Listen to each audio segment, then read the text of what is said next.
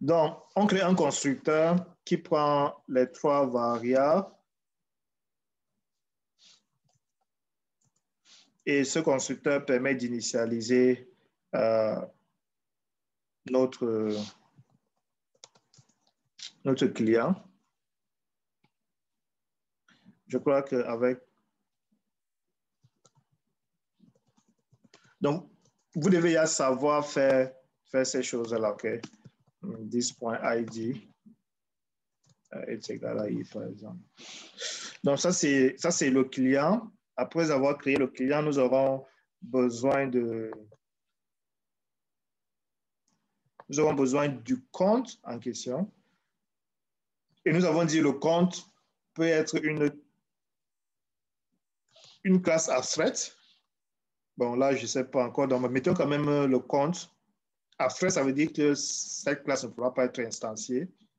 Okay. Donc, je crée une nouvelle classe que j'appelle ma classe compte. Et dans cette classe-là, je vais mettre les informations qui sont communes au compte épargne et au compte. Nous avons le compte épargne et le compte courant. OK.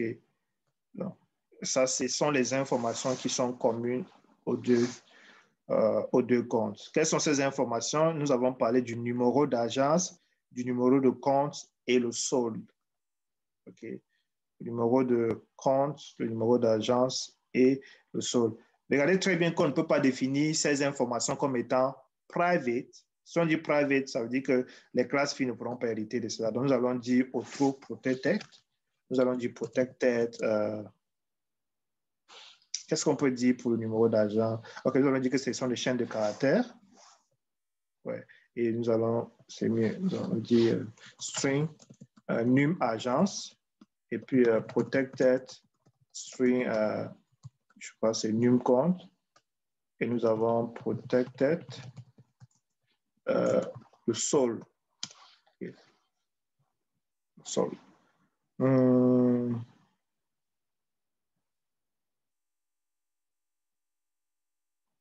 Ouais, peut-être pour dire quelque chose, là, le sol parfois peut être défini comme étant, OK, laissons protected pour que les classes filles puissent hériter. Et puis, on aura une méthode getSol qui va peut-être faire des contrôles. Et comme d'habitude, on va avoir notre constructeur. Vous voyez que c'est pas compliqué. Et puis double S.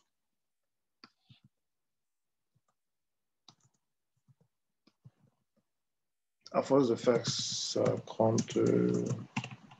Mais on a dit que la classe compte était abstract. J'ai dit que c'est abstract. Oui, oui, monsieur. Dans l'énoncé?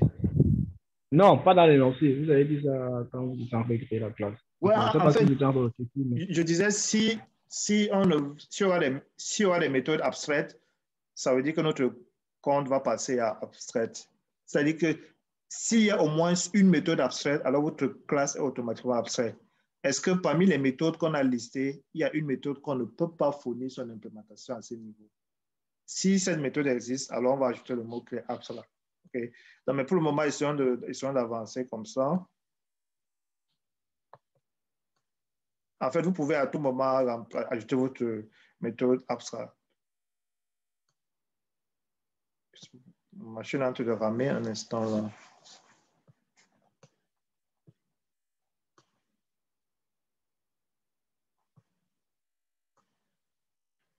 OK.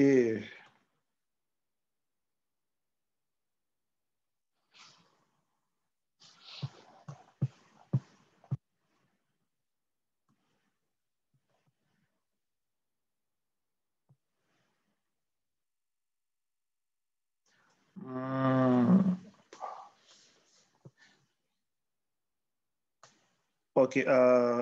Dans l'énoncé également, nous allons ajouter un compte à un client, en fait, qui est désigné comme le propriétaire. OK. Donc, le compte a un client qui est désigné comme le propriétaire. Ouais, que là, vous avez un seul propriétaire. Maintenant, dans la classe client, on pouvait avoir notre liste de comptes. Okay. Dans le client, on peut avoir notre liste de comptes. Mais ajoutons d'abord nos deux comptes qui sont les comptes épargne. OK. Donc, je crée une nouvelle classe que j'appelle la classe compte épargne. Et cette classe-là va extendre notre compte.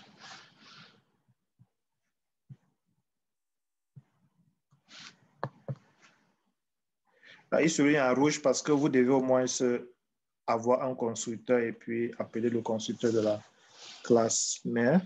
J'ajoute le compte qui est un compte courant. Okay. Donc, je crée d'abord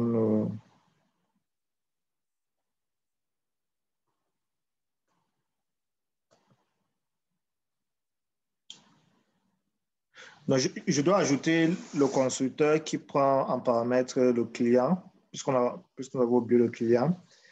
Et après cela, nous allons ajouter nos différentes méthodes.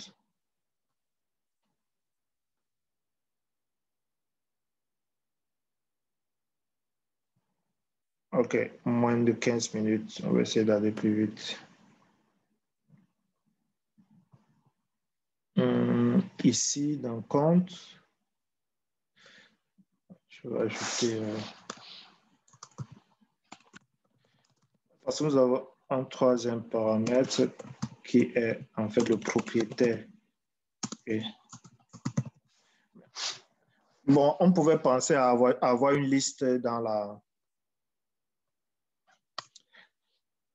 première méthode, c'est la méthode retirer qui doit nous renvoyer un double. Et retirer, comment est-ce qu'on souhaite écrire? On doit préciser le montant qu'on souhaite retirer. On doit préciser le montant qu'on souhaite retirer. On doit vérifier si le solde moins le montant est toujours supérieur à 0. Ça veut dire que le retrait est possible. On va retirer en faisant la soustraction et on va voir vrai ou faux si le retrait a réussi ou pas. Okay? Donc, pour faire un retrait, il faut préciser le montant qu'on souhaite retirer. Et avant de retirer, non, on ne va pas envoyer un double, on va envoyer plutôt un booléen pour savoir s'il a réussi. Parce que, okay. Donc, qu'est-ce qui se passe? On doit vérifier si le retrait est possible en faisant si le solde moins le montant est supérieur à 0. Parce qu'on ne peut pas retirer si votre solde devient négatif. Dans le cas où le retrait est possible, il faudrait donc dire au solde, on met l'ancienne valeur de solde, moins 1, moins montant plutôt. On retire le montant. Après avoir fait le retrait, on va retourner true, OK, pour dire que le retrait a réussi. Sinon, on retourne false.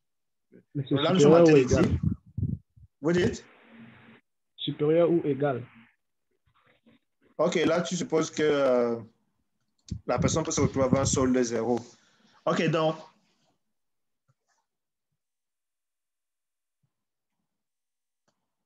on fait la comparaison avant de faire l'association pour se rassurer. Et puis, après avoir fait le retrait, nous avons une autre méthode qui est la méthode déposer. Je pense, bon, aussi, déposer n'a pas forcément besoin de renvoyer une valeur vraie ou faux, parce qu'on dépose un montant. Ouais, que c'est... Maintenant, le dépôt dans un compte épargne est différent du dépôt dans un compte courant. Là, vous avez deux possibilités. Soit vous écrivez le dépôt pour un compte de façon générale, OK, et le dépôt de façon générale, c'est ajouter juste l'argent dans son solde. Ou bien vous définissez cette méthode comme étant une méthode abstraite, ce qui impose que les filles doivent implémenter la méthode. Mais si vous fournissez le code de cette méthode, alors lors de l'exécution, s'il ne trouve pas, c'est à ce moment qu'il exécute la classe main. Donc, dans les deux cas, ça marche. Donc, celui qui dit que c'est abstrait, la classe épargne et la classe compte vont devoir fournir leur implémentation. Mais si vous fournissez une implémentation par défaut ici, ça fait que les classes filles peuvent implémenter. Donc, ça va dépendre des classes filles. Ici, je vais fournir une implémentation par défaut pour dire si la personne veut déposer un montant, alors il suffit simplement de dire l'ancienne solde plus le montant, tout simplement. OK. Il y avait public void virement. OK. Mais là, il y avait deux cas de virement. Je vais lire l'énoncé là. Il y avait le cas du virement vers un autre compte. OK? Il y avait le cas de virement d'un compte vers un autre compte. OK, on peut écrire ça dans une seule fonction. Donc, nous allons mettre le montant à virer et le compte vers lequel on souhaite effectuer ces virements-là. Okay? Le montant à virer ainsi que le compte vers lequel on souhaite effectuer ces virements. Nous allons dire, on peut en paramétrer double montant ainsi que le compte vers lequel on souhaite effectuer le virement.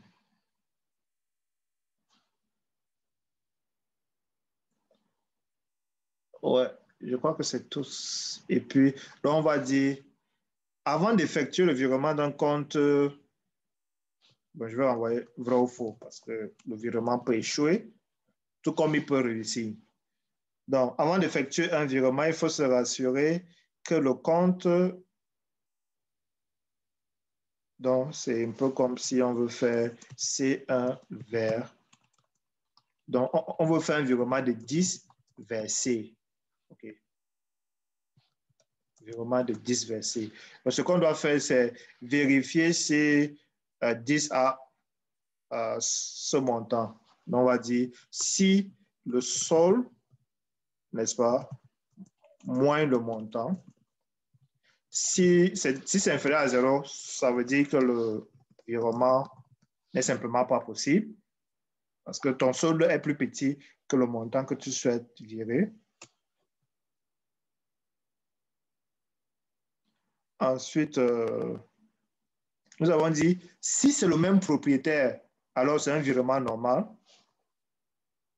À ce niveau, on peut y faire le virement. OK. Si c'est point propriétaire, si le propriétaire de C est égal au propriétaire de 10, OK. Si c'est le même propriétaire, qu'est-ce qu'il faut faire? Dans ce cas, il faudrait qu'on fournisse l'implémentation de ce que c'est que de l'égalité entre deux clients. Donc, rapidement ici, nous allons dire override. Nous allons dire public boolean equals. Il peut en paramétrer un objet. Vous voyez que c'est le même code qu'on reprend. Si ce n'est pas une instance, il faut simplement laisser tomber. Si ce n'est pas une instance de client, alors je retourne false. Sinon, nous allons dire que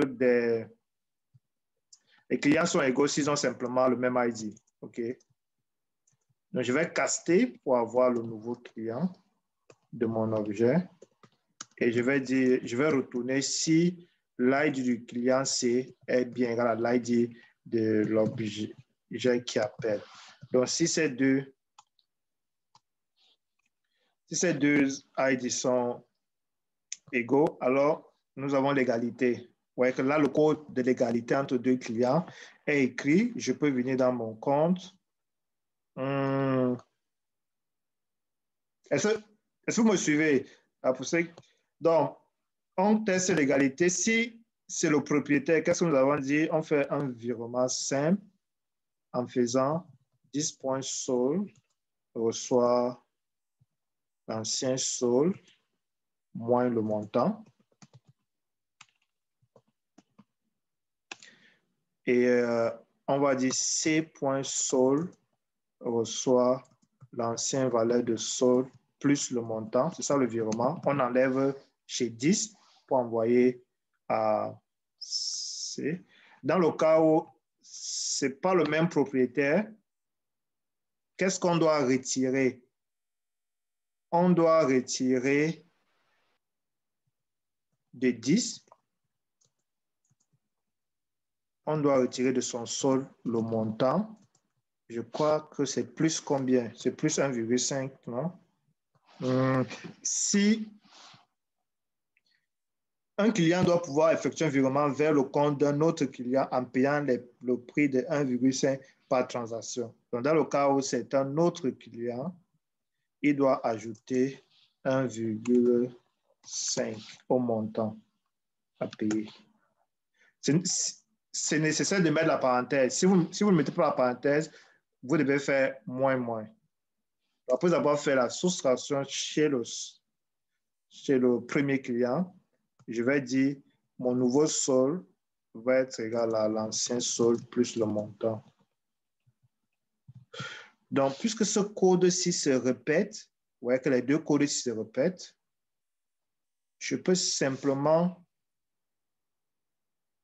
mettre ça ici et enlever. Parce que regardez que c'est si le propriétaire du compte C est égal au propriétaire du premier compte, je retire juste le montant que je souhaite gérer. Mais s'il n'est pas le propriétaire, je retire non seulement le montant, mais également les frais de 1,5. Par contre, dans le compte de destination, je vais juste ajouter le montant. Et si tout se passe bien, je retourne au trou. J'ai vu la main de quelqu'un. Est-ce que c'est clair? Juste... monsieur. Oui. Monsieur, quand on dit 1,5%, quand on dit 1,5%, ce n'est pas 1,5% du montant. OK, ça c'est un détail, mais bon, un client doit effectuer un virement vers le compte d'un client en payant le prix de 1,5 €. OK, on peut dire par montant. Oui, c'est nécessaire de dire par montant, parce que si on dit 1,5, ça veut dire que la personne qui veut peut-être virer 500 payera le même montant que la personne qui veut virer 5 millions. Donc, je crois que c'est important de dire par transaction. Donc, si c'est par montant, OK. Ça fait 1, ce qu'il faut mettre là, c'est 1, non, ça va faire 0,015 fois montant. Bon, c'est à vous de voir. 1,5 fois 100, ça fait combien? 1,5 fois 100, c'est 0,150. 0,150? Non, 150. 1,5 fois 100, ça donne 150. Non, je veux dire le pourcent. Non, attendez un instant. Ouais, ça risque de déborder. Il faut qu'on...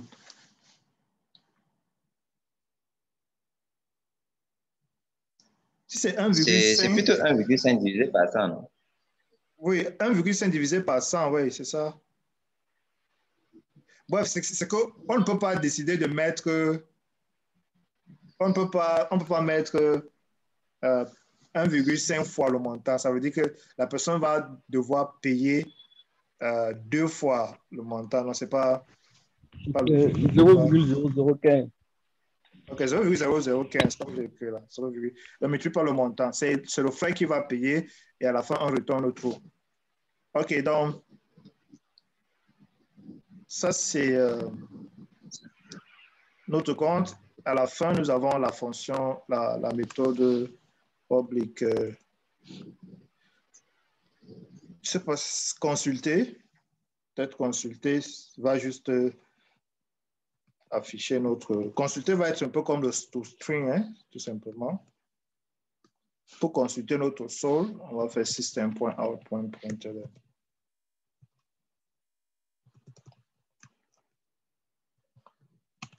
Et puis, dans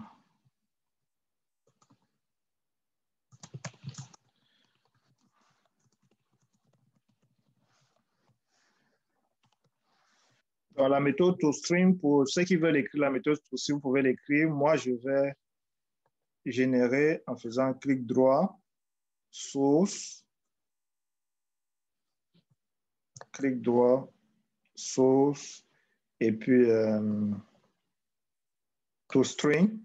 Je clique sur toString et dans toString, je vais choisir les méthodes que je souhaite afficher. Et puis là, j'ai mon code qui est généré. Je vais utiliser... OK.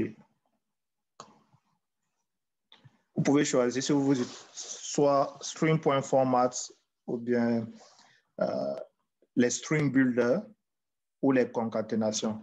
OK, ça c'est les méthodes, sauf si nous avons oublié une méthode de la classe compte. Vous allez me rappeler. Maintenant, on part au niveau de la classe épargne. Dans la classe épargne, nous devons redéfinir la méthode déposée, tout simplement.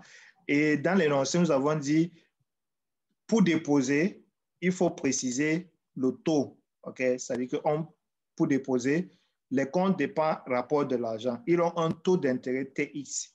Et chaque dépôt d'argent d'un montant M sur un compte épargne provoque une augmentation du solde de ce compte par MX fois taux. Donc, en plus des attributs de la classe, un compte épargne aura un attribut taux. Vous pouvez dire que cet attribut est par exemple private parce que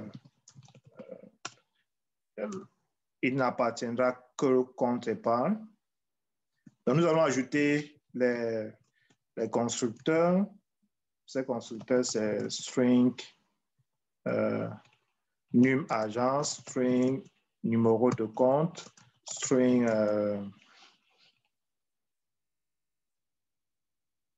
je crois que c'est tout. En fait, double pour le solde. Un client CL. Et puis, disons, un double pour le taux. Je vais appeler super. Et il y a un super qui peut en paramétrer le numéro de l'agence, le numéro du compte, le solde et le client. Ensuite, je vais faire 10.taux, soit T. Maintenant, qu'est-ce qu'il faut faire? Il faut juste redéfinir la méthode déposée qui prend en paramètre un montant. Dans le cas où cette méthode n'est pas redéfinie, alors le compilateur exécutera la méthode de la classe main. Donc ici, que deviendra notre sol? Notre sol sera égal à la valeur du sol plus le montant, plus le montant multiplié par le taux. Parce que ça provoque une augmentation. Donc, c'est tout ce qu'il faut utiliser dans épargne. Pourquoi? OK. Maintenant, dans compte courant, vous voyez que le compte courant n'a rien de spécial. Il va juste avoir une redéfinition là. En fait, un constructeur, tout simplement.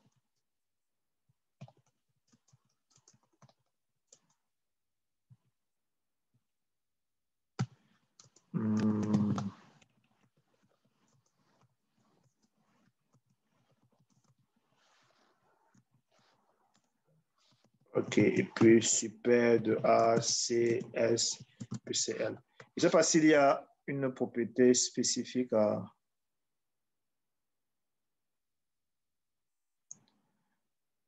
String, double. OK. extend count. Donc, remarquez qu'ici, puisque nous avons fourni l'implémentation de déposer, on n'a plus besoin d'écrire ça ici. Puisque, sauf si déposer était abstrait. S'il était abstrait, c'est à ce niveau qu'on allait imposer l'écriture à ce niveau. Donc, ici, par exemple, là, si vous dites votre méthode est abstract, alors vous ne fournissez pas l'implémentation. Et dès que vous avez une méthode abstract, automatiquement, votre classe est une classe abstract. Donc, pour qu'on ait une classe abstract, il faut au moins avoir une méthode abstract. Maintenant, une méthode abstract, c'est une méthode qui n'a pas d'implémentation, qui ne possède pas d'implémentation dans la classe abstraite. Ouais, du coup, ici, il vous impose donc d'écrire. Donc, je présente les deux cas. Le cas où vous avez décidé de vous-même fournir l'implémentation de déposer dans la classe mère, et le cas où on décide de ne pas fournir. Dans ce cas, on définit ça comme étant une classe abstraite. Donc, je vais prendre 5 minutes, on a moins de 5 minutes, pour écrire la méthode, la classe test. Enfin, c'est pas le test pour tester comme nous l'avons vu dans le cours de GL. Ici, il s'agit d'une classe exemple. Okay? Il ne s'agit pas de classe test avec les annotations test comme nous avons vu dans le cadre de GL. Ici, il s'agit d'une classe juste pour présenter un cas d'utilisation de vos classes. Donc, ne confondez pas les deux appellations.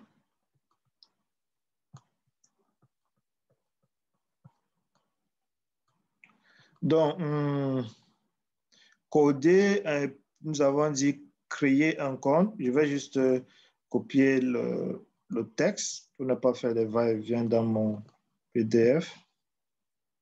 Donc, on aura public static void main. Ça, c'est la fonction main.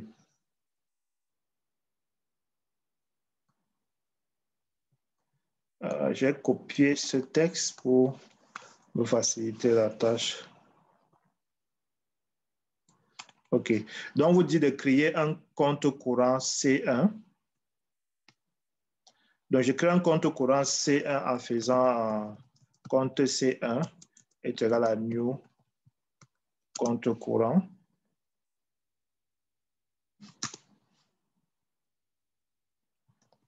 Et là, vous devez passer en paramètre le numéro d'agence, le numéro de compte, le solde et le client. Toutes ces informations sont des objets. En fait, le client est un objet. On pourrait créer rapidement 3 clients.